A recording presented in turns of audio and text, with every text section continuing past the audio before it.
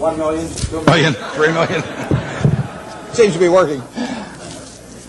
I'd like to just say a few words preliminarily, and then the highlight for me will be getting your questions in a few minutes, because I want to talk about what's on your mind. I urge you to throw hard balls. It's more fun for me if you put a little speed on the pitches as they come in. You can ask about anything except last week's Texas A&M game. That's off limits.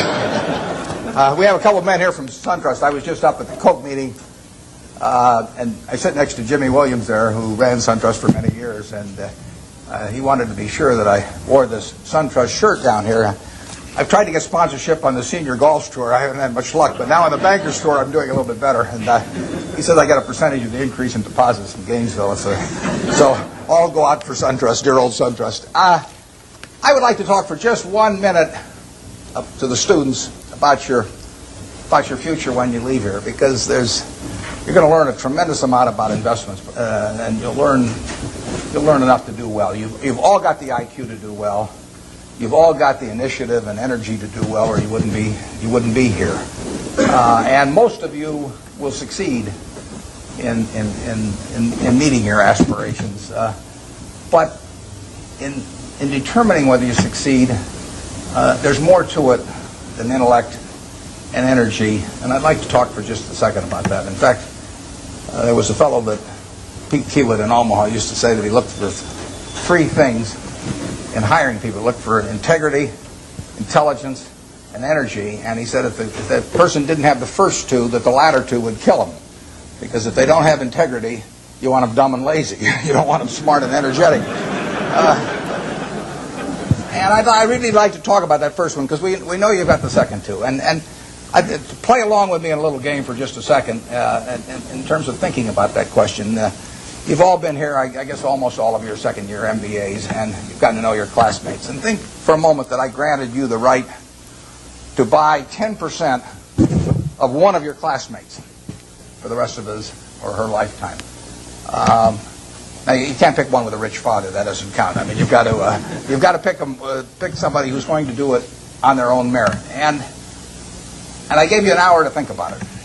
Which one are you going to pick among all your classmates as for the one you want to own 10% of for the rest of their lifetime? And are you going to give them an IQ test?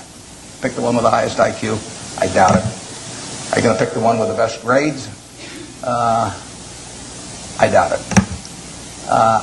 You're not even going to pick the most energetic one necessarily. You're the one that displays the most initiative. But you're going to start looking for qualitative factors in addition to, because everybody's got enough brains here and enough energy. And I would say that if you thought about it for an hour and decided who you're going to place that bet on, you'd probably pick the one who you responded the best to, because the one that was going to have the leadership qualities, the one that was going to be able to get other people to carry out their interests. And that would be the person who was generous and honest and who gave credit to other people even for their own ideas, all kinds of qualities like that.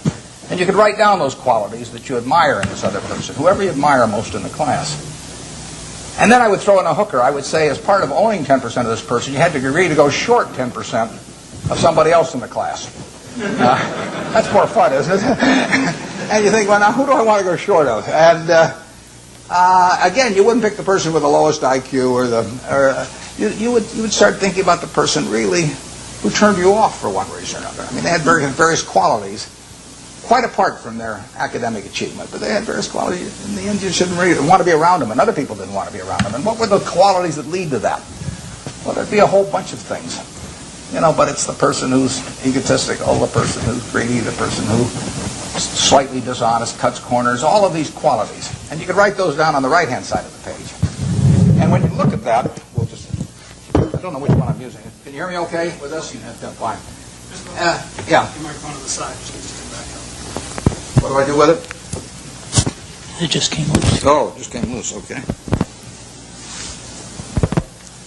You can see why I avoid technology. Chewing gum is about as far as I get. As you looked at those qualities on the left and right-hand side, there's one interesting thing about them. It's not the ability to throw a football 60 yards. It's not the ability to run the 100-yard dash in 9.3. It's not being the best-looking person in the class. They're all qualities that if you really want to have the ones on the left-hand side, you can have them. I mean, they're qualities of behavior, temperament, character that are achievable. They're not forbidden to anybody in this group.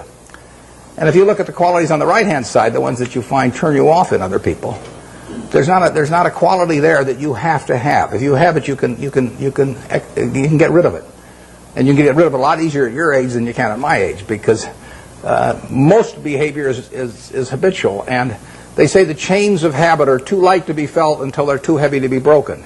And there's no question about it. I see people with these self-destructive behavior patterns at my age or even 10 or 20 years younger, and they really are entrapped by them. They go around and they do things that turn off other people right and left, and they don't need to be that way, but by a certain point they get so they can hardly change it. But at your age, you can have any habits, any patterns of behavior that you wish.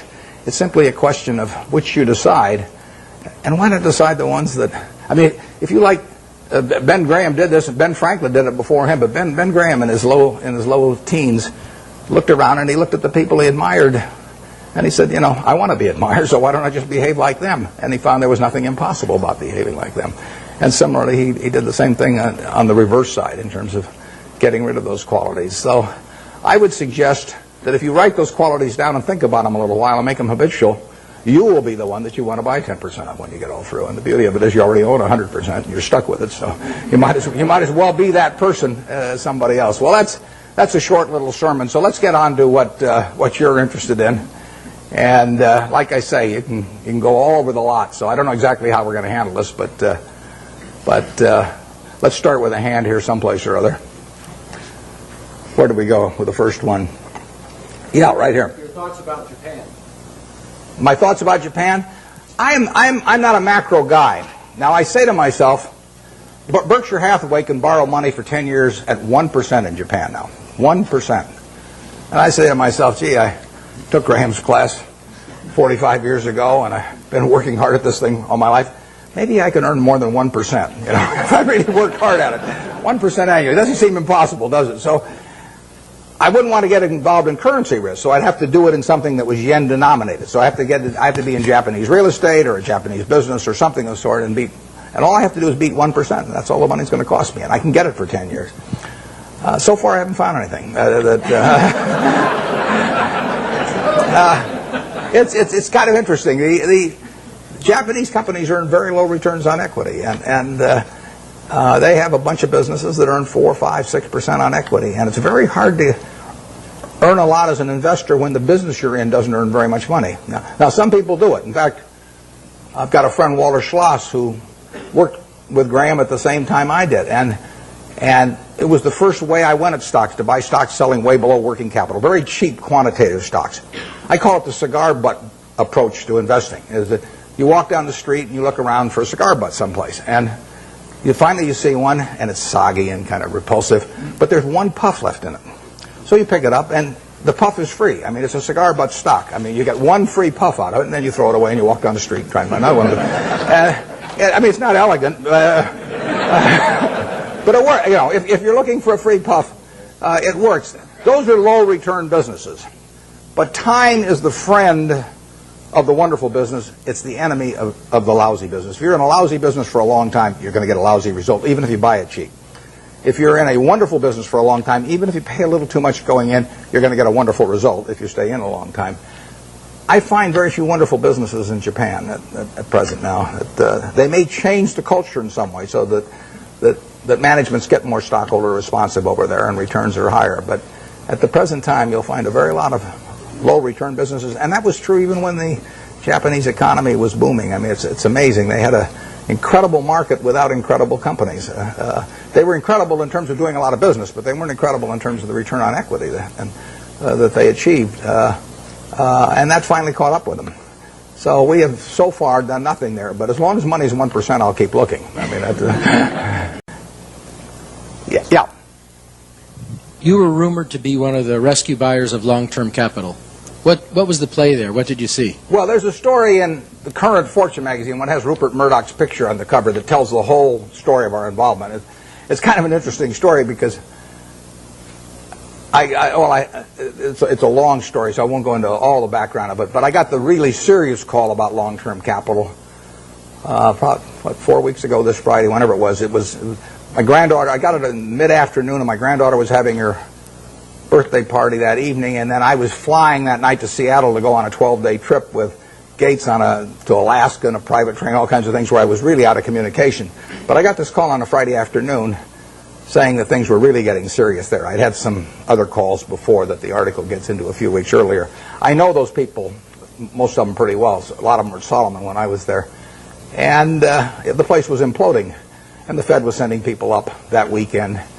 And so between that Friday and the following Wednesday, when the New York Fed, in effect, orchestrated a rescue effort, but without any federal money involved, I was quite active, but I was having this terrible time because we were sailing up through these canyons, which held no interest for me whatsoever, in Alaska.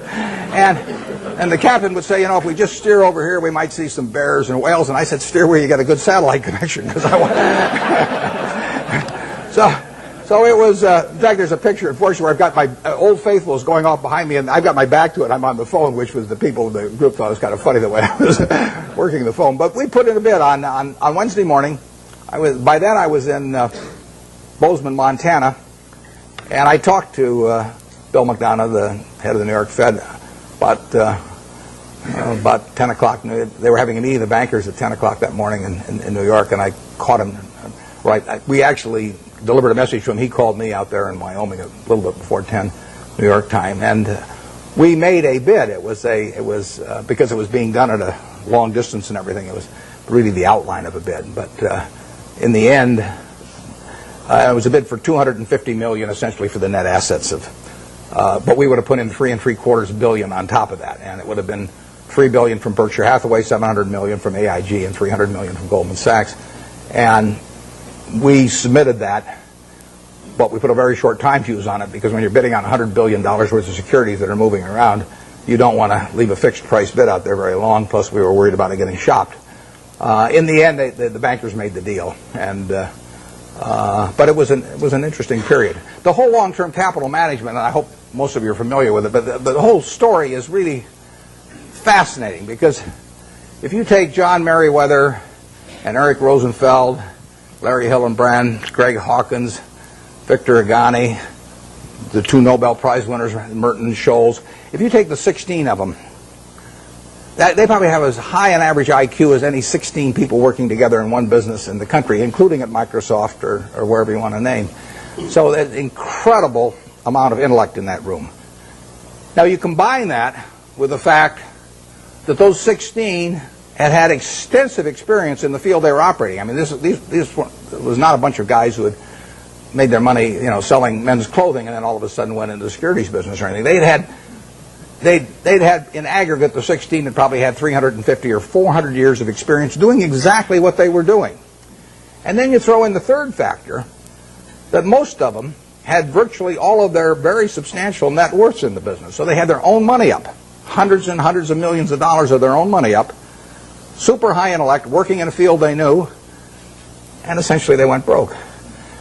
And that, to me, is absolutely fascinating. I mean, if I ever write a book, it's going to be called Why Smart People Do Dumb Things. My partner says it should be autobiographical, but this might be an interesting illustration. And these are perfectly decent guys. I respect them, and they helped me out when I had problems at Solomon, and so they're not bad people at all. But to make money they didn't have and didn't need, they risked what they did have and did need. And that's foolish. That is just plain foolish. It doesn't make any difference what your IQ is. If you risk something that is important to you for something that is unimportant to you, it just does not make any sense. I don't care whether the odds are 100 to 1 that you succeed or 1,000 to 1 that you succeed.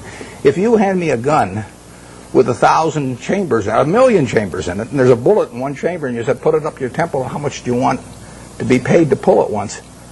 I'm not going to pull it. You can name any sum you want, but it doesn't do anything for me on the upside, and I think the downside's fairly clear.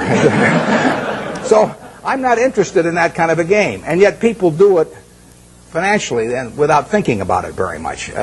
There was a great book It wasn't a great book. It was a great title. There was a lousy book written once with a great title by Walter Gutman. The title was You Only Have to Get Rich Once.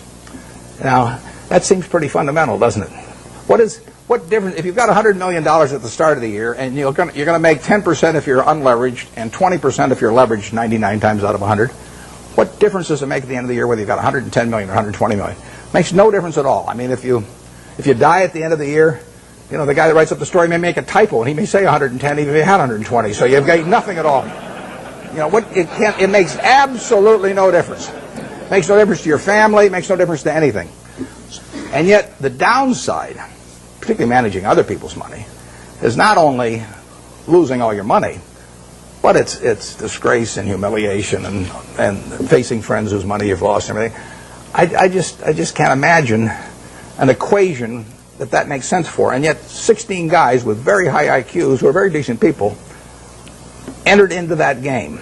And, you know, I think it's madness. And it's produced by an over-reliance, to some extent, on things. You know, those guys would tell me back when I was at Solomon, you know, that a 6 Sigma event wouldn't touch us, or a 7 Sigma event. But they were wrong. I mean, their history does not tell you the probabilities of future financial things happening. And they had a great reliance on mathematics, and they felt that the beta of the stock told you something about the risk of the stock. It doesn't tell you a damn thing about the risk of the stock, in my view. And Sigmas do not tell you about the risk of going broke, in my view, and maybe in their view now too. But I don't like to even use them as an example, because they are. I mean, the same thing in a different way could happen to any of us, probably, where we really have a blind spot about something that's crucial because we know a whole lot about something else. It's like Henry Kaufman said the other day. He said the people who are going broke in this situation are just of two types: the ones who knew nothing and the ones that knew everything. And it's sad in a way. I urge you, in anything. We never basically borrow money. I mean, we get float through our insurance business and to do things. But I never borrowed money. I never borrowed money when I had $10,000 basically, because what difference did it make? I was having fun as I went along, and it didn't make any difference whether I had $10,000 or $1 million or $10 million. You know, except if I had a medical emergency or something had come along like that. But I was going to do the same things when I had a lot of money as when I had very little money.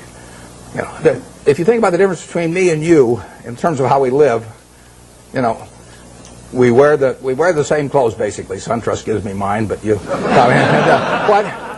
So we wear the same clothes. We eat. You know, we all have a chance to drink the juice of the gods here.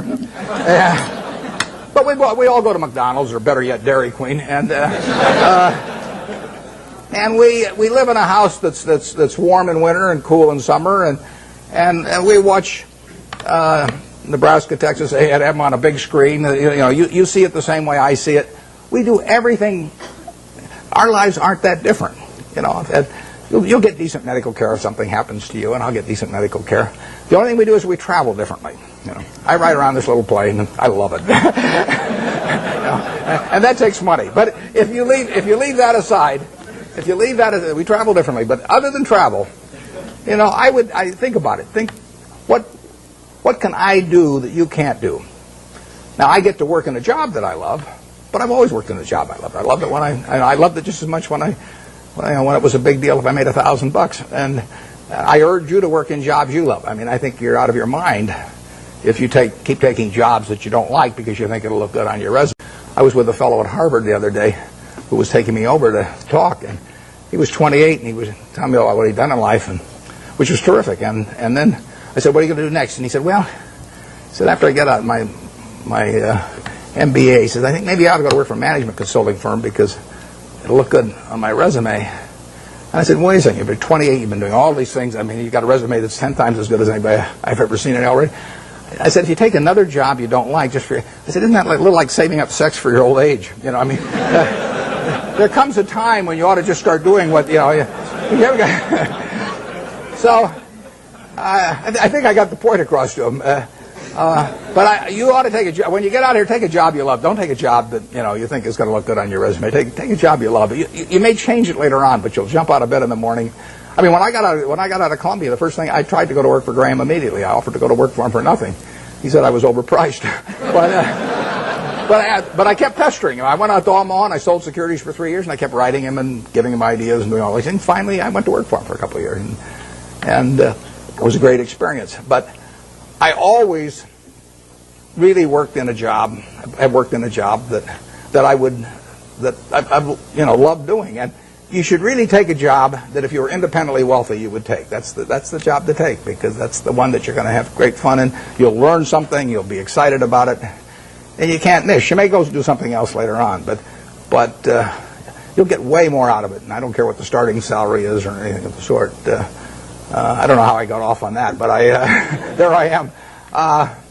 So I do think that if you think you're going to be a lot happier if you've got 2x instead of x, you're probably making a mistake. I mean, you ought to find something you like that works with that, and you'll get in trouble if you think that making 10x or 20x is the answer to everything in life, because then you will do things like borrow money when you shouldn't, or maybe cut corners on things that your employer wants you to cut corners on. Or it just doesn't make any sense. You won't like it when you look back on it. Yeah. Would you talk to the students about the companies that you like? I don't mean names. I mean what makes the company something that you like. I like businesses I can understand. We'll start with that. That narrows it down about 90%. I mean, there's all kinds of things I don't understand, but fortunately, there's enough I do understand. And you got this big, wide world out there. Almost every company's publicly owned, so you got all American business practically available to you. Now, to start with, it doesn't make sense to go with things that you think you can understand, but you can understand some things. I can understand this. I mean, you can understand this. Anybody can understand this. I mean, this is a product that basically hasn't been changed much. They've added the cherry, but since 1886 or whatever it was, and it's a simple business. It's not an easy business. I don't want a business that's easy for competitors. So I want a business with a moat around it. I want a very valuable castle in the middle, and then I want the duke who's in charge of that castle to be honest and hardworking and able. And then I want a big moat around the castle, and that moat can be various things. The moat in a business like our auto insurance business at GEICO is low cost. I mean, people have to buy auto insurance, so everybody's going to have one auto insurance policy per car, basically, or per driver. And I can't sell them 20, but they have to buy one. What are they going to buy it on? They're going to buy it based on service and cost. Most people will assume the service is fairly identical among companies or close enough, so they're going to do it on cost. So I got to be the low-cost producer. That's my moat. To the extent my costs get further lower than the other guy, I've thrown a couple of sharks into the moat. But all the time, if you've got a wonderful castle, there are people out there who are going to try and attack it and take it away from you. And I want a castle that I can understand, but I want a castle with a moat around it. 30 years ago, Eastman Kodak's moat was just as wide as Coca-Cola's moat. I mean, if you were going to take a picture of your 6-month-old baby, and you're going to want to look at that picture 20 years from now, and you're going to want to look at it 50 years from now, and you're never going to get a chance. I mean, you're not a professional photographer so that you can evaluate what's going to look good 20 or 50 years ago. What is in your mind about that photography company is what counts, because they are promising you that the picture you take today is going to be terrific to look at 20 or 30 or 50 years from now about something that's very important to you, maybe your own child or whatever it may be. Well, Kodak had that in spades 30 years ago. They owned that. They had what I call share of mind. Forget about share of market, share of mind. They had something in everybody's mind around the country, around the world, with a little yellow box and everything, that said Kodak is the best. That's priceless. They've lost some of that. They haven't lost it all, and not due to George Fisher, who runs it. George is doing a great job. But they let that moat narrow. They let Fuji come and start narrowing the moat in various ways. They let them get into the Olympics and take away that special aspect that only Kodak was fit to photograph the Olympics. So Fuji gets there, and immediately in people's minds, Fuji becomes more and a parity with Kodak. You haven't seen that with Coke. Coke's moat is wider now than it was 30 years ago. You can't see the moat day by day, but every time the infrastructure gets built in some country that isn't yet profitable for Coke but will be 20 years from now, the moat is widening a little bit. Things are all the time changing that moat in one direction or another. 10 years from now, you can see the difference.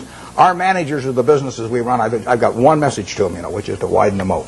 And we want to throw crocodiles and sharks and everything else, gators, I guess, into the moat to keep away competitors. And That comes about through service, it comes about through quality of product, it comes about through cost, it comes about sometimes through patents, it comes about through real estate location.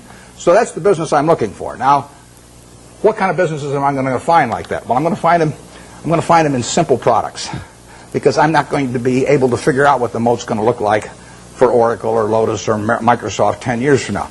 I mean, Gates is the best businessman I've ever run into, and they've got a hell of a position, but I really don't know what that business is going to look like 10 years from now.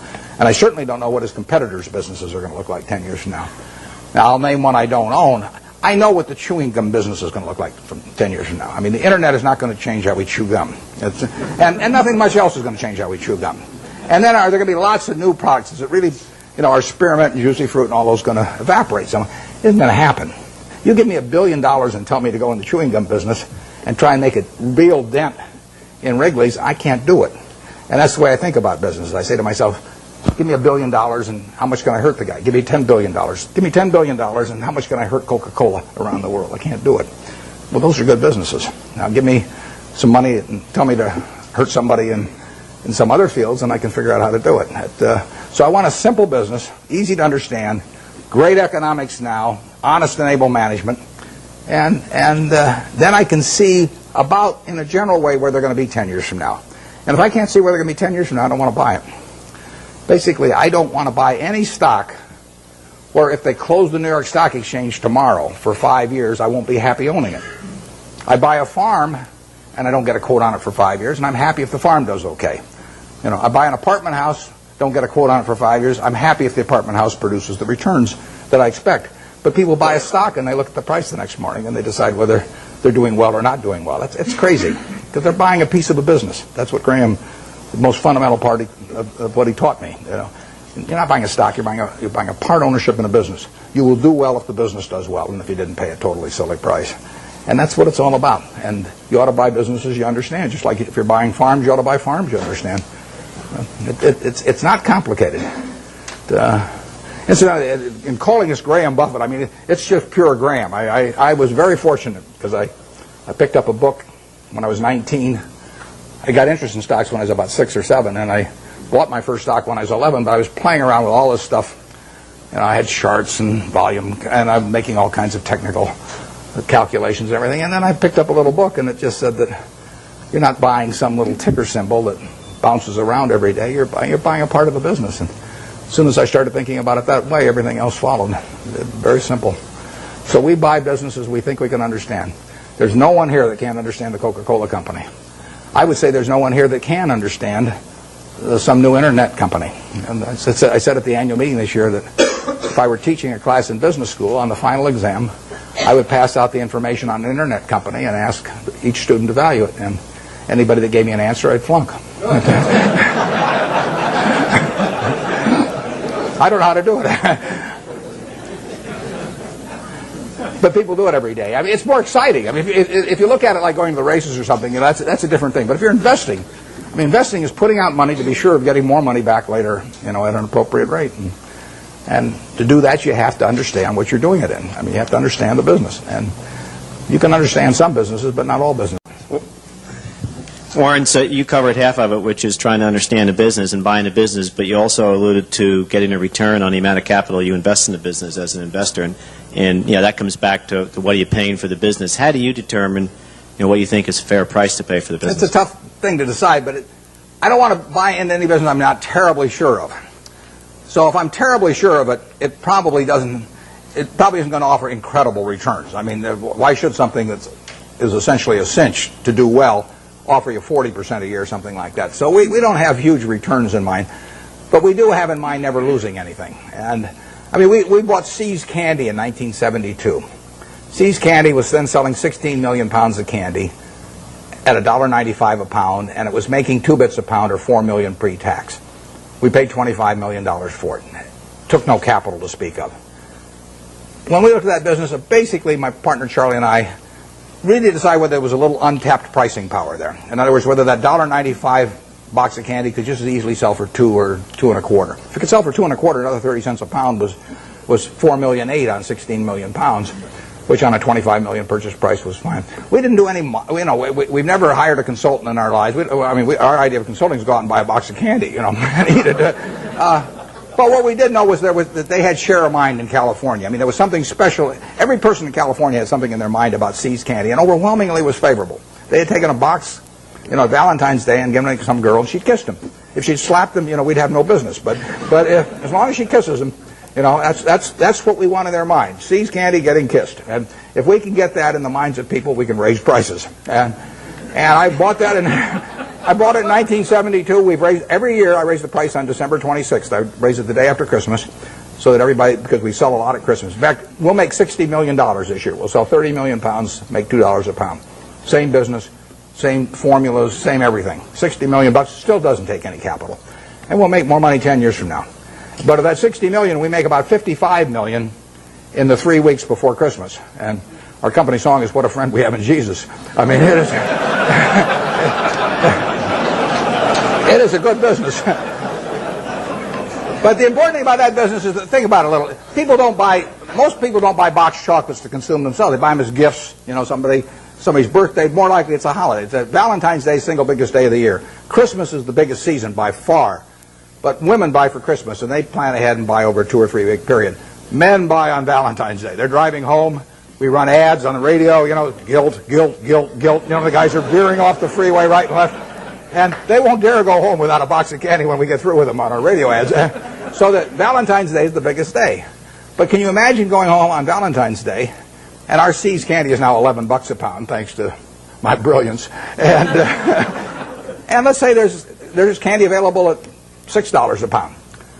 But do you really want to walk in on Valentine's Day and your wife's got all these favorable images of the See's candy over the years, and she sees you, and that's the way she thinks of you during the rest of the year when you really behave kind of badly.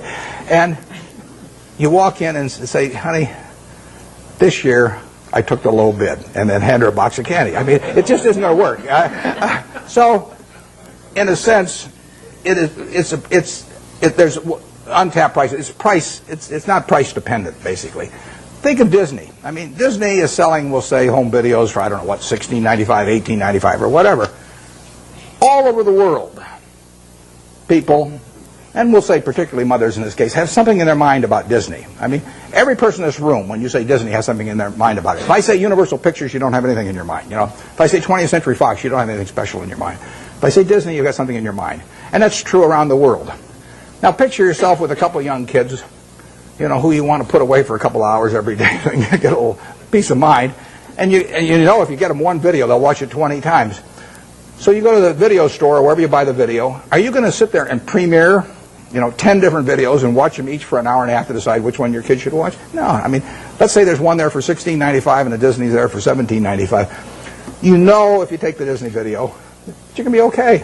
So you buy it. And you don't have to make a quality decision on something that you don't want to spend the time to do. And so you can get a little bit more money if you're Disney, and you'll sell a lot more videos. It makes it a wonderful business. Makes it very tough for the other guy. How would you try to create a brand? DreamWorks is trying, but how would you try to create a brand that competes with Disney around the world and to replace the concept that people have in their minds about Disney with something that says Universal Pictures? So that the mother's going to walk in and pick out a Universal Pictures video in preference to a Disney. It's not going to happen. Coca-Cola is associated with people being happy around the world. We're every place they're happy. We're at Disney World or Disneyland. We're at the World Cup. We'll be at the Olympics. We're every place where people are happy. Happiness and Coke go together. Now, you give me, I don't care how much money, and tell me that I'm going to do that with RC Cola around the world and have 5 billion people that have a favorable image in their mind about RC Cola. It can't get done. And you can fool around with you can do anything you want to do. You can have price discounts on weekends and everything, but you're not going to touch it. And that's what you want to have in a business. That's the moat. And you want that moat to widen. And if you're See's Candy, you want to do everything in the world to make sure that the experience, basically, of giving that gift leads to a favorable reaction. That means what's in the box. It means the person that sells it to you, because all our business is done when we're terribly busy. I mean, people come in those weeks before Christmas or on Valentine's Day, and there are long lines. So at 5 o'clock in the afternoon, some woman is selling the last person the last box of candy, and that person's been waiting in line for maybe 20 or 30 customers. And if the salesperson smiles at that last customer, our moat is widened. And if she snarls at them, our moat is narrowed. We can't see it. It's going on every day, but that's the key to it. I mean, it's a total part of the product delivery is having everything associated with it, say, C's candy and something pleasant happening. And that's what business is all about. Yep. Before purchasing a company, how much qualitative analysis do you do versus quantitative analysis? And have you ever bought a company where the numbers told you not to? Those are the best buys. The question is whether have I ever bought a company where the numbers told me not to, and how much is qualitative and how much is quantitative. The best buys have been when the numbers almost tell you not to. I mean, because then you feel so strongly about the product, and not just the fact that you're getting a used cigar butt cheap, that it's compelling. I mean, I owned a windmill company at one time, so windmills are cigar butts, believe me. And I bought it very cheap. I bought it at a third of working capital, and we made money out of it. But there's no repetitive money to be earned. I mean, there's a one-time profit in something like that, and it's just not the thing to be doing. I went through that phase. I mean, I bought streetcar companies and all kinds of things. But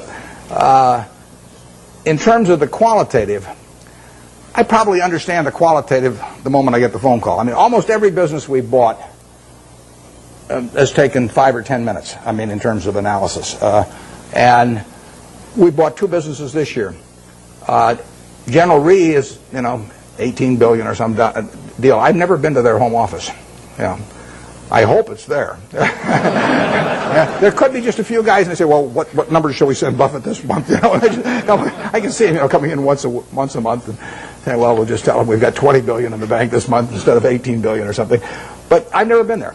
And before I bought Executive Jet, which is fractional ownership of jets. And before I bought it, I'd never been there. I bought my family a quarter interest in the program 3 years earlier, and I'd seen the service and seen it develop well.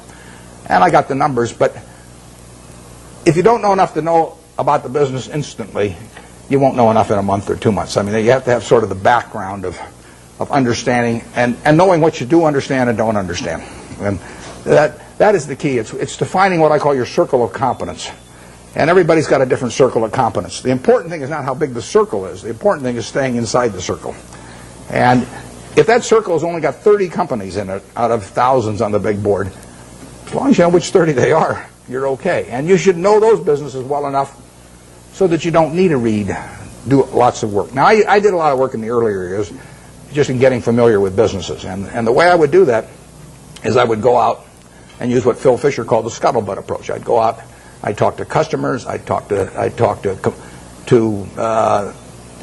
maybe ex-employees in some cases, I'd talk to suppliers, everybody. Every time I'd see somebody in an industry, let's say I was interested in the coal industry, I'd go around and see every coal company, and I'd ask every CEO, if you could only buy stock in one coal company that wasn't your own, which one would it be and why? And you piece those things together, and you learn a lot about the business after a while.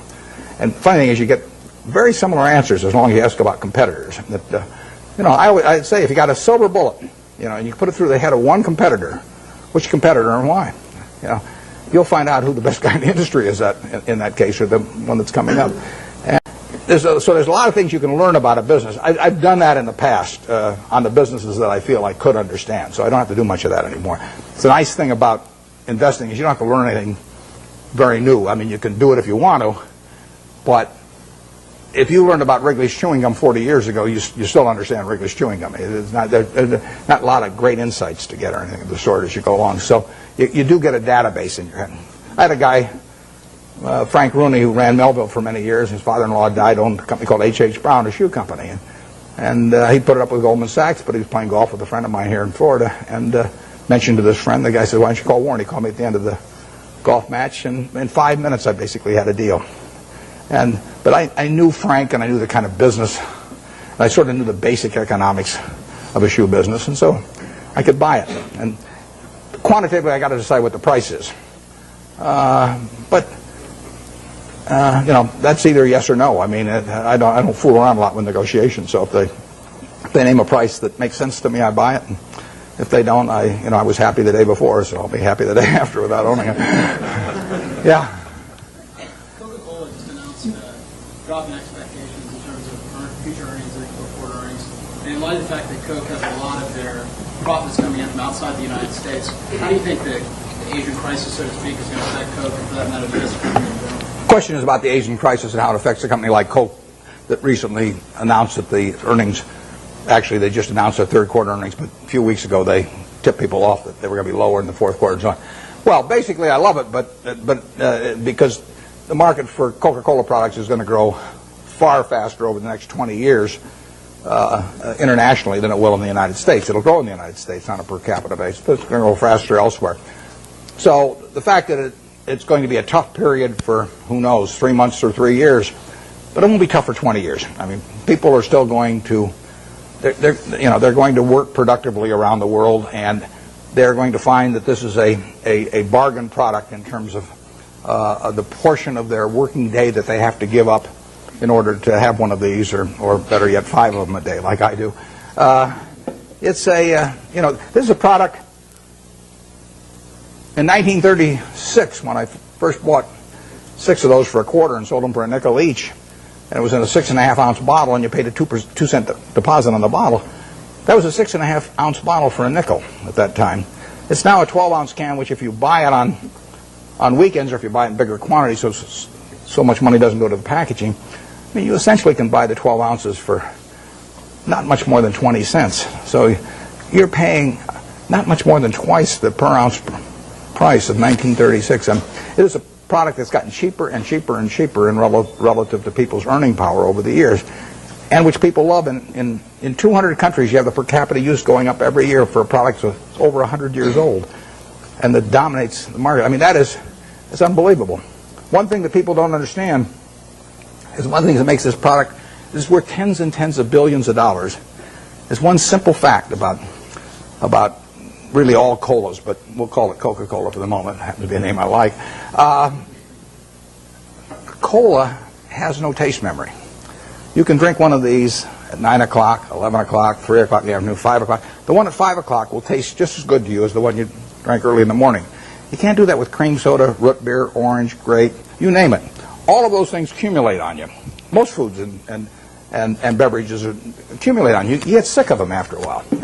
And if you eat, I mean, we get these people who go to work for us that seize candy, and we tell them they eat all the candy they want. And the first day they go crazy. But after a week, they're eating about the same amount they'd eat if they were buying it, because chocolate accumulates on, everything accumulates on. There is no taste memory to cola. And that means that you get people around the world that are heavy users that'll drink 5 a day, or Diet Coke, maybe 7 or 8 a day, or something of the sort. They'll never do that with other products. So you get this incredible per capita consumption. The average person in this part of the world, well, maybe a little north of here, drinks about 64 ounces of liquid a day. And you can have all 64 ounces of that be Coke, and you will not get fed up with Coke if you like it to start with, in the least. But if you do that with almost anything else, if you eat just one product all day, you'll get a little sick of it after a while, and it's a huge factor. So that today, over 1 billion 8-ounce servings of Coca-Cola products will be sold in the world, and that will grow year by year. It'll grow in every country virtually, and it'll grow on a per capita basis, and 20 years from now, it'll grow in a lot faster internationally than in the U.S. So I really like that market better, because there is more growth there over time. But it will hurt them it is hurting them in the short term right now. But that doesn't mean anything. I mean, Coca-Cola went public in, I think it was 1919. Stock sold for $40 a share. It went back before that as the Candler family, and they went back. They bought it for $2,000, the whole business. Asa Candler back in the late 1880s in a couple of purchases. So now he goes public in 1919, $40 a share. 1 year later, it's selling for $19, gone down 50% in 1 year. Now you might think that's some kind of disaster, and you might think that sugar prices increased and the bottlers were rebellious and a whole bunch of things. You could always find a few reasons why that wasn't the ideal moment to buy it. Years later, you'd have seen the Great Depression, and you'd have seen World War II, and you'd seen sugar rationing, and you'd seen thermonuclear weapons, and the whole thing. There's always a reason. But in the end, if you'd bought one share for $40 and reinvested the dividends, it'd be worth about $5 million now. And that factor so overrides anything else. I mean, if you're right about the business, you'll make a lot of money. And the timing part of it is a very tricky thing. So I don't worry about any given event, if I've got a wonderful business, what it does to next year or something of the sort. Their price controls have been in this country at various times, and that's fouled up even the best of businesses. I mean, I wouldn't be able to raise the price on December 26th of the Seas Candy if we had price controls, and we've had them in this country. But that doesn't make it a lousy business if that happens to happen, because you're not going to have price controls forever. We had them in the early 70s. So the wonderful business, you can figure out what will happen. You can't figure out when it will happen. You don't want to focus too much on when. You want to focus on what. If you're right about what, you don't have to worry about when very much. Is there an area I'm missing back there any place? Or I just want to make sure I'm not focusing all of them on one place. Let me get this gentleman over here. Most humans make mistakes, but the most successful of those will learn lessons from those mistakes and use them to benefit themselves later. What investment mistakes have you made where they really made, and how have you used those lessons? The question is about my business mistakes. How much time do you have? Well, the interesting thing about the mistakes is that in investments, at least for me and for my partner Charlie Munger, the biggest mistakes have not been mistakes of commission, they've been mistakes of omission. They're where we knew enough about the business to do something, and for one reason or another, we sat there sucking our thumbs instead of doing something. And so we've passed up things where we could have made billions and billions of dollars from things we understood. Forget about things we don't understand. In fact, I could make billions out of Microsoft. Doesn't mean anything because I never understand Microsoft. But if I can make billions out of healthcare stocks, then I should make it, and I didn't. When the Clinton healthcare program was proposed and they all went in the tank, we should have made a ton of money out of that because I could understand it, and I didn't make it. I should have made a ton of money out of Fannie Mae back in the mid-'80s because I understood it and I didn't do it. Those are billion-dollar mistakes or multi-billion-dollar mistakes that generally accepted accounting principles don't pick up. The mistakes you see, I made a mistake buying U.S. Air Preferred some years ago. I mean, I had a lot of money around. I make mistakes when I get cash. Charlie tells me to go to a bar instead. Don't hang around the office. But I hang around the office and I got money in my pocket. I do something dumb. And it happens every time. So I bought this thing. Nobody made me buy it. I now have a 800 number I call every time I think about buying stock in an airline, and they talk me down. They say, I say, I'm Warren, I'm an airaholic, and then the guy says, keep talking, don't hang up, and don't do anything rash. And finally, I get over it. But I bought it, and it looked like we were going to lose all our money in that, and we came very close to losing all our money, and you can say we deserved to lose all our money. And we bought it because it was an attractive security, but it was not in an attractive business. I did the same thing with Solomon. I bought an attractive security in a business that I wouldn't have bought the equity in. So you can say that that's one form of mistake, buying something because you like the terms when you don't like the business that well. And I've done that in the past and probably do it again. The bigger mistakes, though, are the ones of omission. I did back when I had the $10,000. I put $2,000 of it into a Sinclair service station, which I lost. So my opportunity cost on that's about $6 billion right now. Fairly big mistake. Yeah, it makes me feel good when Berkshire goes down then because the cost of my Sinclair station goes down too. My 20% opportunity cost. But I will say this: you talk about learning from mistakes. I really believe it's better to learn from other people's mistakes as much as possible. But we don't spend any time looking back at Berkshire.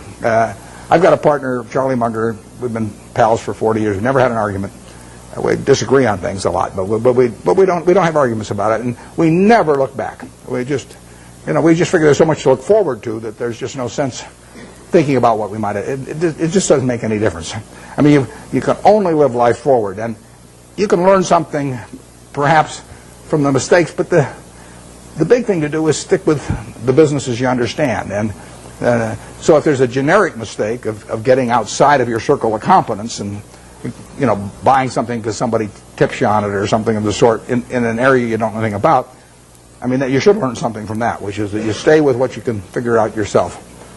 I mean, you really want your decision making to be by looking in the mirror and saying to yourself, I'm buying 100 shares of General Motors at 55 because. And I mean, it's your responsibility if you're buying it, and there's got to be a reason. And if you can't state the reason, you shouldn't buy it. If it's because somebody told you about it at a cocktail party, not good enough. I mean, there's just it's got to be something, it can't be because the volume, the chart looks good on it or anything like that. It's got to be a reason you'd buy the business. And we stick to pretty carefully. That's one of the things Ben Graham taught me. Yeah. Buffett, with the current tenuous economic situation in the world, although our economy seems to be still chugging along quite well, where are we going? What's going to happen with interest rates? The question about what's going to happen to interest rates or where we go in the world, I don't think about the macro stuff.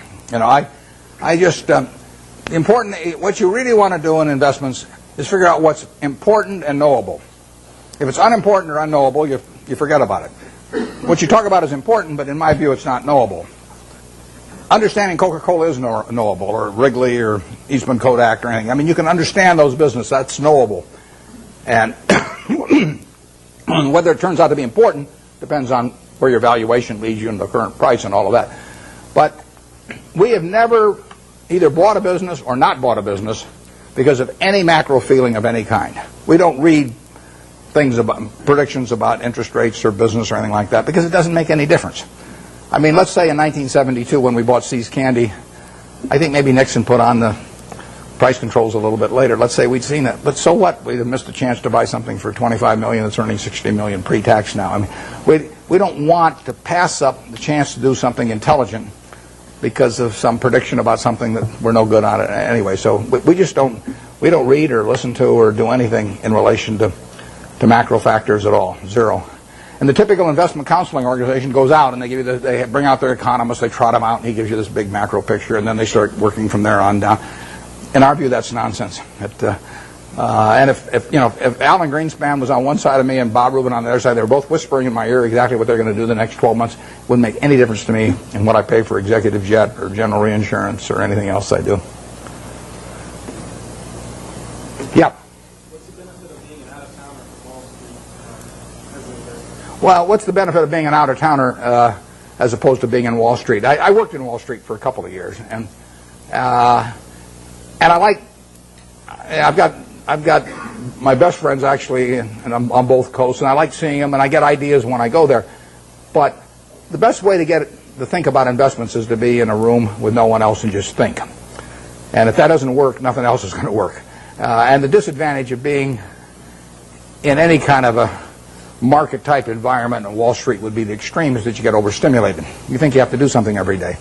I mean, the Canver family paid $2,000 for this company, and you don't have to do much else if you pick one of those. And the trick then is not to do anything else, even not to sell it in 1919, which the family did later on.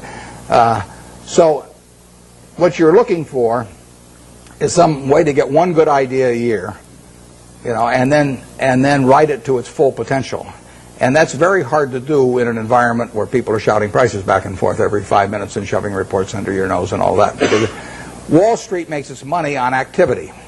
You make your money on inactivity. I mean, if everybody in this room trades their portfolio around every day with every other person, you're all going to end up broke, and the intermediary is going to end up with all the money. On the other hand, if you all own stock in a group of average businesses and just sit here for the next 50 years, you'll end up with a fair amount of money, and your broker will be broke. So his activity he's like a doctor who gets paid on how often he gets you to change pills. I mean, basically. If he gives you one pill and it cures you the rest of your life, he's got one sale, one transaction, and that's it. But if he can convince you that changing pills every day is the way to great health, it'll be great for him and the prescriptionists, and you'll be out a lot of money, and you won't be any healthier. You'll be a lot worse off financially. So you want to stay away from any environment that stimulates activity, and Wall Street would have the effect of doing that. I used when I went out to Omaha, I'd go back about once every 6 months, and I'd go back with a whole list of things I wanted to check out one way or another, companies I wanted to see, and I would get my money's worth out of those trips. But then I'd go back to Omaha and think about it. Yeah. How should an investor evaluate owning shares of Berkshire Hathaway or Microsoft when they don't pay dividends to the investor? Yeah, well, the question with Berkshire Hathaway, the question was about evaluating Berkshire when it doesn't pay any dividends, and it won't pay any dividends either. It's a promise I can keep. All you get with Berkshire, you stick it in your safe deposit box, and then every year you go down and fondle it. You know, you take it out and you fondle it, then you put it back. And I mean, there's enormous psychic reward in that. You don't underestimate it.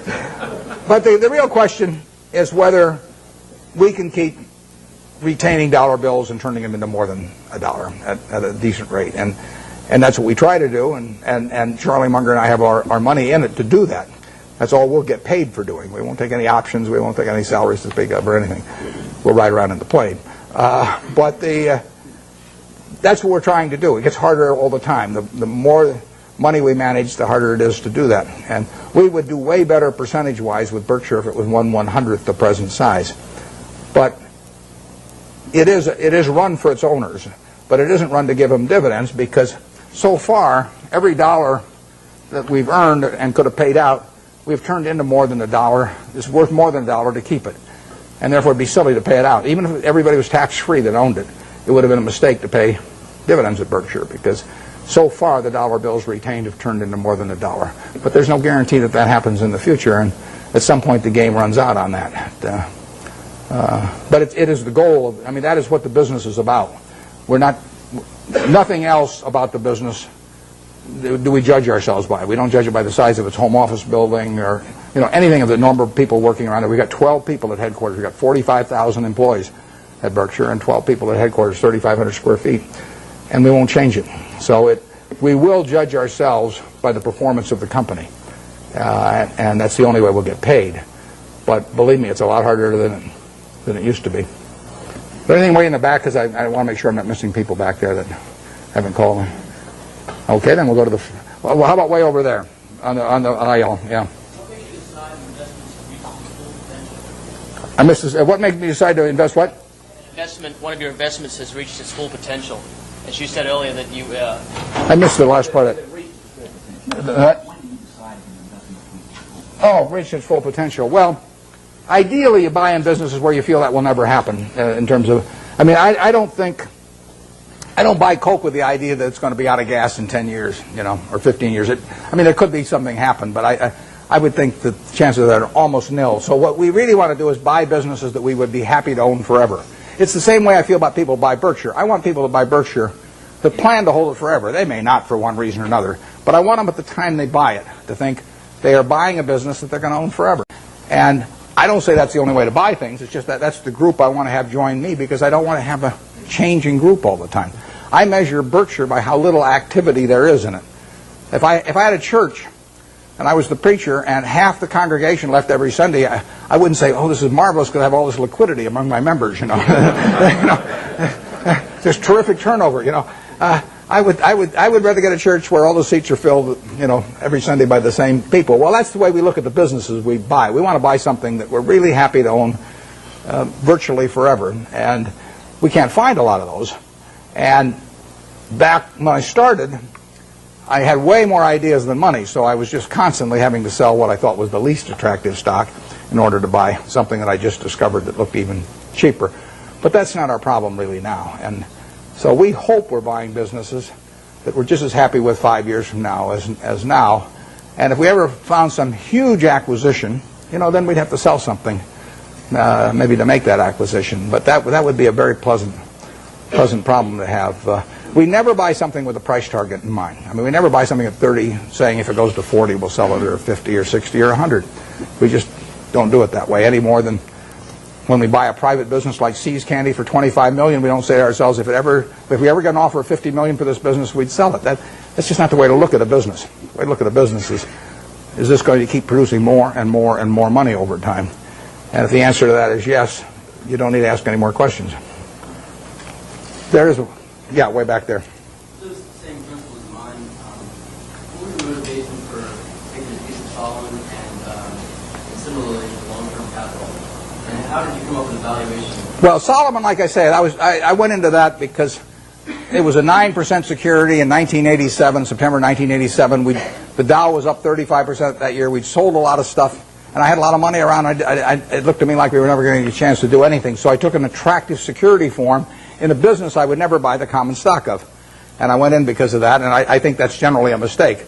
It worked out okay finally on that, but it's not what I should have been doing. I should have I either should have waited, in which case I could have bought more Coca-Cola a year later or thereabouts, or I should have even bought Coke at the prices it was selling at then, even though it was selling at a pretty good price at the time. So that was a mistake. On long-term capital, we have learned other businesses that are associated with securities over the years. And, I mean, one of them is arbitrage. I've done arbitrage for 45 years, and Graham did it for probably 30 years before that. And that's a business, unfortunately, I have to be near a phone for, and I have to really run out of the office myself, because it requires being more sort of market attuned, and I don't want to do that anymore. So unless a really big arbitrage situation came along that I understood, I won't be doing much of that. But I've probably been in 300 arbitrage situations at least in my life, maybe more. And it was a good business, perfectly good business. Long-term capital has a bunch of positions. They got tons of positions, but the top 10 are probably 90% of the money that's at risk. And I know something about those 10 positions. I don't know everything about them by a long shot, but I know enough where I would feel okay at a big discount going in, and we would have the staying power to hold it out. We might lose money on something like that, but the odds are with us. That's a game that I understand. There's a few other positions we have that aren't that big because they can't get that big, but they could involve yield curve relationships or on the run, off the run governments or things like that are just things you learn over time if you're around securities markets. They're not the base of our business. Probably on average, they've accounted for a half a percentage point of our return a year, or 3/4 of a percentage point a year of our return. They're little pluses that you get for actually having just been around a long time and learning a little bit about it. First arbitrage, not the first arbitrage I did, but one of the first arbitrages I did, involved a company where they were offering cocoa beans in exchange for their stock. That was in 1955. And I bought the stock, turned in the stock, got warehouse certificates for cocoa beans, and they happened to be a different type. They were traded in the New York Cocoa Exchange, but there was a basis differential in my favor, and I sold them. I mean, that's just something that I was around at the time, so I learned about.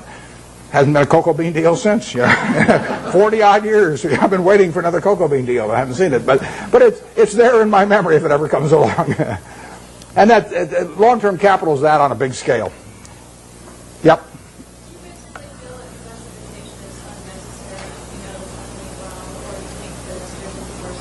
The question is about diversification, and I've got a dual answer to that. If you are not a professional investor, if your goal is not to manage money in such a way as to get a significantly better return than the world, then I believe in extreme diversification. I mean, so I believe 98 or 99%, maybe more than 99% of people who invest should extensively diversify and not trade. So that leads them to an index fund type of decision with very low costs. Because all they're going to do is own a part of America. And they made a decision that owning a part of America is worthwhile.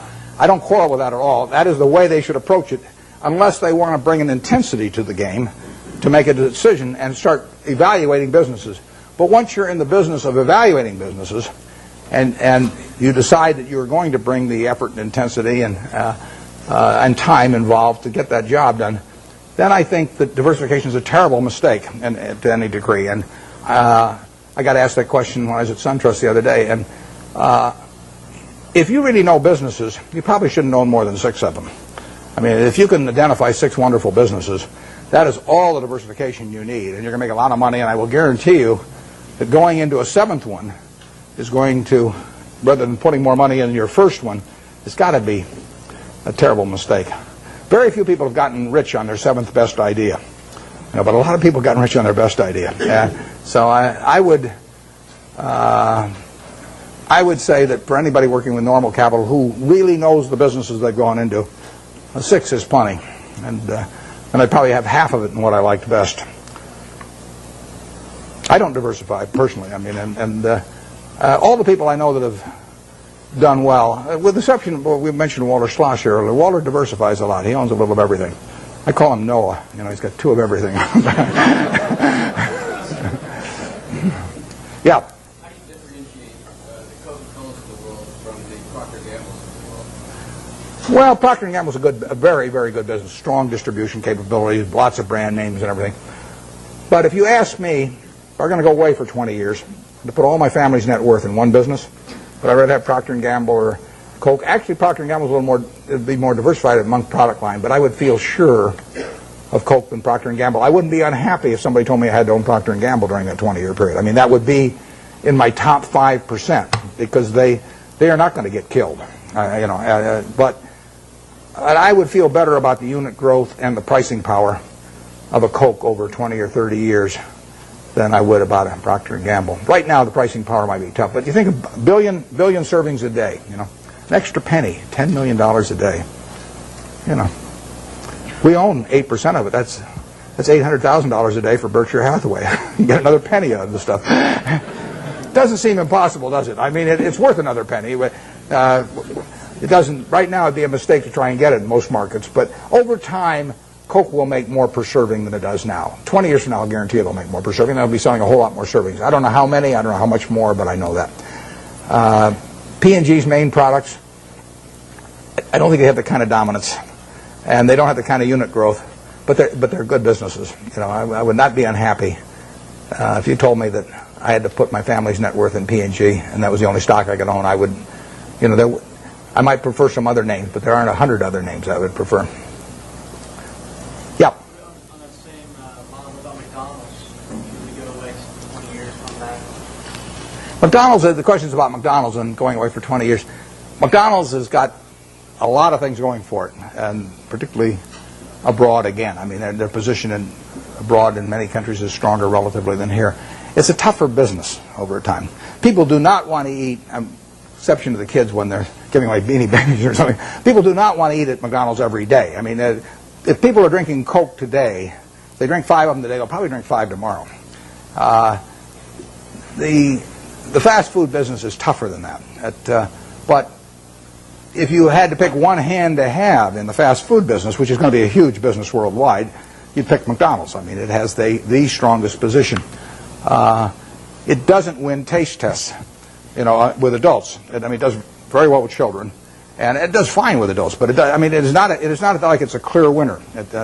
And it's gotten into the game in recent years of being more price promotional, and you remember the experiment a year ago or so, and so it's gotten more dependent on that rather than just selling the product by itself. I like a product by itself sells. I feel better about Gillette if people buy the Mach 3 because they like the Mach 3 than if they get a Beanie Baby with it. So I just think it's fundamentally a stronger product if that's the case, and it probably is.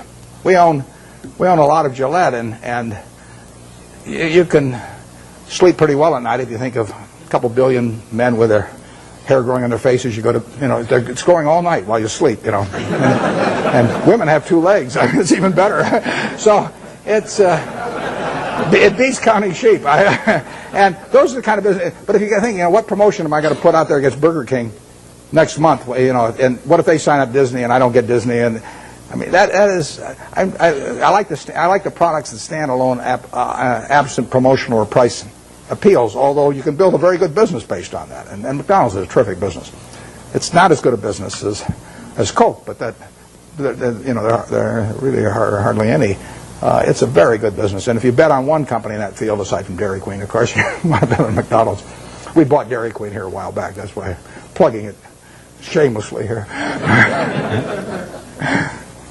Yeah, way back there. What do I think of what?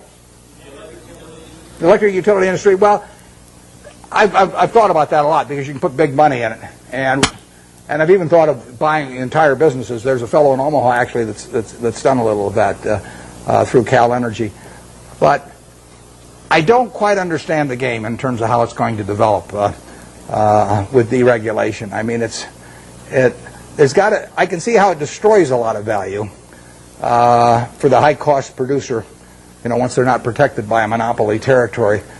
And I don't for sure see who benefits and how much. I mean, obviously the guy with very low-cost power, some guy that's got hydropower, at 2 cents a kilowatt or something like that, has got a huge advantage. But how much of that he's going to get to keep and everything, or how extensively he can send that outside his natural territory, I haven't been able to figure that out so that I really think I know what the industry is going to look like in 10 years. But it is something I think about, and if I ever develop any insights, that call for action, I'll develop. I will act on them. But because I think I can understand the attractiveness of the product, and it's all of that, all of the aspects of certainty of user need, and the fact that it's a bargain and all of that. I understand. I just don't understand who's going to make the money in it 10 years from now, and that keeps me away. Yeah. Why do you think that the market has favored the large cap blue chip stocks over the small cap stocks over the next couple of years? The question is large caps versus small caps, and why have large caps overperform. I don't know the answer to that. We don't think we don't care whether companies large cap, giant cap, middle cap, small cap, micro cap. It doesn't make any difference. I mean, the only question to us is, can we understand the business? Do we like the people running it? And does it sell for a price that is attractive? From my personal standpoint, running Berkshire now, because we've got pro forma for Gen Re, I don't know what we have, maybe 75 or 80 billion dollars to invest, and I only want to invest in about 5 things. So I'm really limited to very big companies. But if I were investing $100,000, I wouldn't care whether something was large cap or small cap or anything. I would just look for businesses I understood. Now, I think that on balance, large cap companies as businesses have done extraordinarily well the last 10 years, and way better than people anticipated they would do. I mean, you really have American business earning close to 20% on equity, and that's something nobody dreamed of, and that's being produced by very large companies in aggregate. So you've had this huge revaluation upward because of lower interest rates, and then much higher returns on capital. And you know, if American business is really a bond, disguised bond that earns 20%, has a 20% coupon, it's much better than if it's a bond with a 13% coupon. And that's happened with big companies in recent years. Whether it's permanent or not is another question. I'm skeptical of that, but I don't. I wouldn't even think about, except for questions of how much money we run, I wouldn't even think about the size of the business. A good small See's Candy was a $25 million business when we bought it. I mean, if I could find one just like it now, even as big as we are, you know, I'd love to buy it. And it's the certainty of it that counts. Yeah, way over there. You mentioned earlier that in buying stock, almost every company is public. And one thing until the last 5 years, real estate has been primarily private. We're now seeing a great securitization of real estate. And what is your insights into the industry? Yeah, you're talking about real estate equity. There's been securitization, enormous securitization of the debt, too, of real estate. And that is one of the items right now that is really clogging up the capital markets. I mean, the mortgage-backed securities they're just not moving in commercial mortgage-backed, not residential mortgage-backed, and so that's. But I think you're directing your question at equities probably, and the equities. If you leave out, the corporate form has been a lousy way to own equities. I mean, you've interjected a corporate income tax into something that people individually have been able to own with a single tax, and by having the normal corporate form, you get a double taxation in there you really don't need with real estate, and it takes away too much of the return. REITs have, in effect, created a conduit so that you don't get the double taxation, but they also generally have fairly high operating expenses. And if you get real estate, let's just say you can buy fairly simple types of real estate on an 8% yield or thereabouts, and you take away maybe close to 1 or 1, maybe even 1.5% by the time you count stock options and everything. It's not a terribly attractive way to own it. Maybe the only way a guy with $1,000 or $5,000 can own it. But if you have $1 million or $10 million, you're better off owning the real estate properties yourself and sticking some intermediary in between that will get a sizable piece of the return for himself. So we have found very little in that field. You'll see an announcement in the next couple of weeks that may belie what I'm telling you here on one thing. So I don't want you to think I was double-crossing you up here. But generally speaking, we've seen very, very little in that field that gets us excited. People sometimes get very, very confused about, they'll look at some huge land company. I'll take one that won't evoke any emotional reactions on the part of anybody, like Texas Pacific Land Trust, which has been around over 100 years and got a couple million acres in Texas. And they'll take the they'll sell 1% of their land every year, and they'll take that as applying to everything and come up with some huge value compared to the market value. But that's nonsense if you really own the property. I mean, you can't move. You can't move 50% of the properties or 20% of the properties. It's way worse than an illiquid stock. So you get these.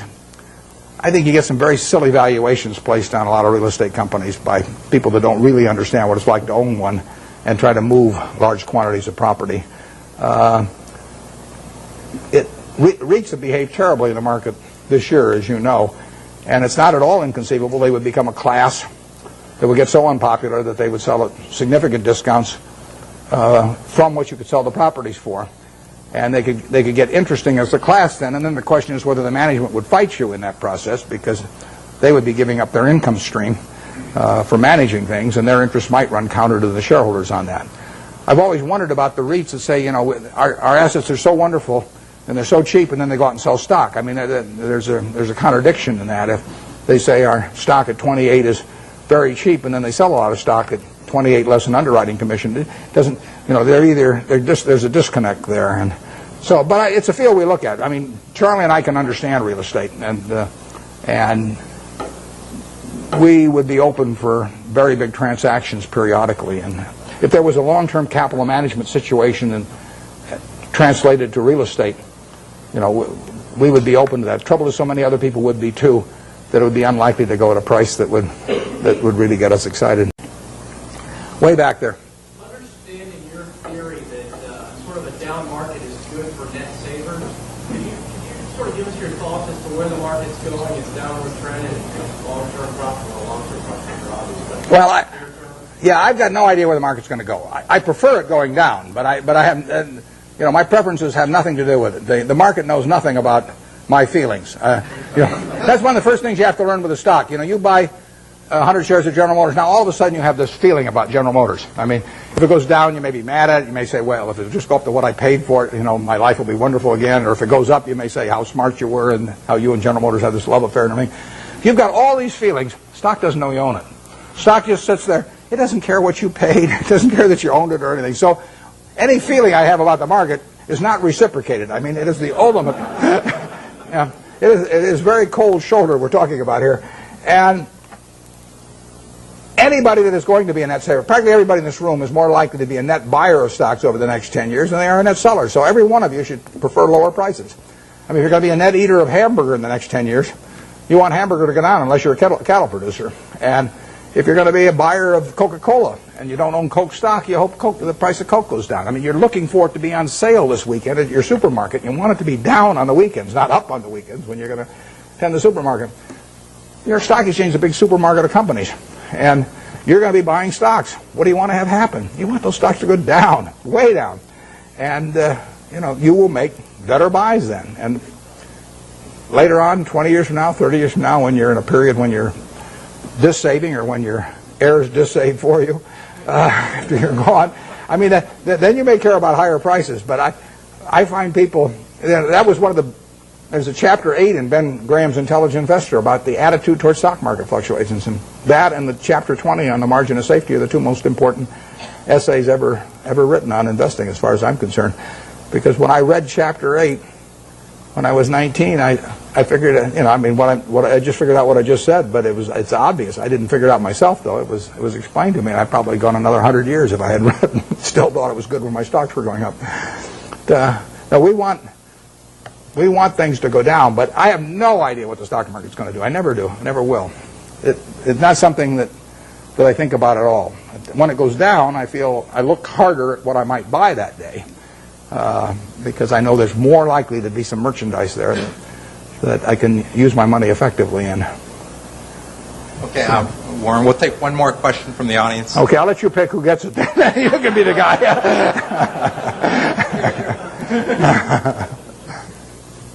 What's the question? Okay, right back there. If you live it again, study your life again, then what would you like to do to have a happier life? Yeah, I would say, and this is going to sound disgusting. The question is, what would I do if I were going to live over again and have a happier life? The only thing I might do is select a gene pool where people live to be 120 or something that I came from. But I've been extraordinarily lucky. I mean, I use this example. I'll take a minute or two because I think it's worth thinking about a little bit. Let's just assume that it was 24 hours before you were born, and a genie came to you, and he said, Herb, you look very promising, and I've got a big problem. I've got to design the world in which you're going to live. And he said, I've decided, the hell with it, it's too tough. You design it. So you've got 24 hours. You figure out what the social rules should be, the economic rules, the governmental rules, and you're going to live under those, and your kids are going to live under them, and their kids are going to live under. And you say, I can design anything? And Genie says, yeah, you can do it. And you say, well, there must be a catch. He says, well, there is a catch. You don't know whether you're going to be born black or white, rich or poor, male or female, infirm or able-bodied, bright or retarded. All you know is you're going to take one ball out of a barrel that's got 5.8 billion. You're going to participate in what I call the ovarian lottery. You're going to get one ball out of there. And that is the most important thing that's ever going to happen to you in your life, because that is going to control whether you're born here or in Afghanistan, or whether you're born with an IQ of 130 or an IQ of 70. It's going to determine a whole lot. And you're going to go out of the world and you're going to have that ball. Now, what kind of a world do you want to design? Well, I think that's a good way to look at social questions, because not knowing which ball you're going to get, you're going to want a ball that you're going to want design a system that's going to produce lots of goods and services, because you're going to want people on balance to live well. And you're going to want it that produces more and more, so your kids live better than you do and your grandchildren live better than the kids. But you're also going to want a system that, if it does produce lots of goods and services, does not leave behind a person that accidentally got the wrong ball and is not well wired for this particular system. See, I'm ideally wired for the system I fell into here. I mean, I came out and I got something that enables me to allocate capital. You know, nothing so wonderful about that. If all of us were stranded on a desert island, you know, we all landed there and we're never going to get off of it, the most valuable person would be the one that could raise the most rice, you know, over time. And you know, I could say, well, I can allocate capital. How about paying me? And you wouldn't get very excited about that. So I am in the right place. I mean, Gates says if I'd been born, you know, a few million years ago, I'd been some animal's lunch. You know, he says you can't run very fast, you can't climb trees, you can't do anything. You've just been chewed up in the first day. So he says you're lucky you were born today, and I am. But the question, getting back, one question you can ask yourself, incidentally, is here is this barrel with 5.8 billion balls. Everybody in the world. If you could put your ball back, and then they took out at random 100 other balls, and you had to pick one of those, would you put your ball back in? Now, those 100 balls that you're going to get out, roughly 5 of them will be American. So there's 95 versus 5. So you're only going to have 5 balls. If you want to be in this country, you're only going to have 5 balls now left. You know, half of them are going to be women, half of them are going to be men. I'll let you all decide how you vote on that one. Half of them are going to be below average intelligence, half are going to be above. I mean, do you want to put your ball back? Most of you, I think, will not want to put that ball back to get 100. So what you're saying is, I'm in the luckiest 1% of the world right now, sitting in this room, top 1% of the world. Well, that's the way I feel. I mean, I've been lucky to be born where I was, because it was 50-1 against me in the United States when I was born. Lucky with parents, lucky with all kinds of things, and then lucky to be wired in a way that in a market economy pays off like crazy for me. It doesn't pay off for somebody who's absolutely as good a citizen as I am, you know, leading Boy Scout troops, teaching Sunday school, whatever, raising fine families, but he just doesn't happen to be wired in the same way I am. So I've been extremely lucky, so I would like to be lucky again. And if I'm lucky, then the way to do it is to play out that game and do something you enjoy, you know, all your life, and be associated with people you like. I only work with people I like. You know, I don't. If I could make $100 million by buying a business with some guy that caused my stomach to churn, I'd say no, because I say that's just like marrying for money, which probably isn't a very good idea in any circumstances. But if you're already rich, it's crazy, right? So I am not going to marry for money. So I would really do almost exactly what I've done, except I don't think I'd have bought the U.S. Air. Thanks.